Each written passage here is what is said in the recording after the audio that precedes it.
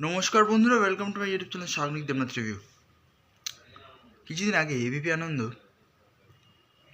ওখানে জিদ্দা একটা ইন্টারভিউ দিয়েছিল, রুক্মিণীও ছিল বুমারাংয়ের জন্য। সেখানে তাকে জিজ্ঞাসা করা হয়েছিল যে তোমার নেক্সট প্রজেক্ট কি বাংলায়, কেন কি তোমার কাছে স্ক্রিপ্টের তুমি কীরকম চুজ করছো। তখন জিদ্দা বলেছিল আমি একটা হিন্দি আপাতত সিনেমা নয় বা বাংলা সিনেমা নয়, একটা সিরিজ করছি, তাও হিন্দিতে গিয়ে। ঠিক আছে, এইটা হয়েছিল মেন ব্যাপার।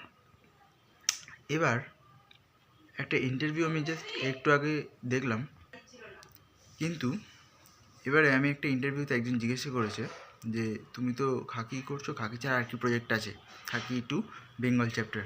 তো বললো হ্যাঁ সেটা তো আছে, এটা কিন্তু এখন পুরো অফিসিয়ালি কনফার্মড যে জিদ্দা খাকি চ্যাপ্টার 2 করছে, বেঙ্গল চ্যাপ্টার। ওই জন্য এখন কোনো দাঁড়িয়ে ফাড়িয়ে রাখছে না। আমরা যেমন আগে শত্রুতে দেখেছিলাম দিবাকর সিংহ, যে লুকটা ছিল গোপ, কোনো দাঁড়িয়ে নেই কিছু নেই, একদম জাস্ট ফাটিয়ে দিয়েছিল।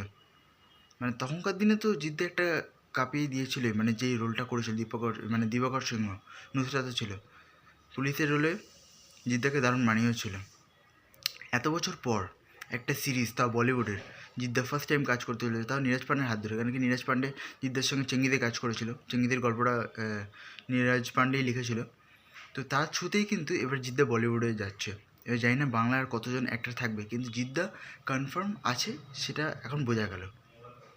এবার এটা নিয়ে এক্সাইটমেন্টটা অনেকটা বেড়ে যায়। কেন কি যখন কোনো একটা ইন্টারভিউয়ের থ্রু ইনডাইরেক্টলি একটা কনফার্মেশন দিয়ে দেয় যে হ্যাঁ সেটা তো আছেই, সেখানে আর কোনো ক্যান্সেল হওয়ার কোনো ব্যাপার নেই যে আমি নেই বা কিছু এরকম।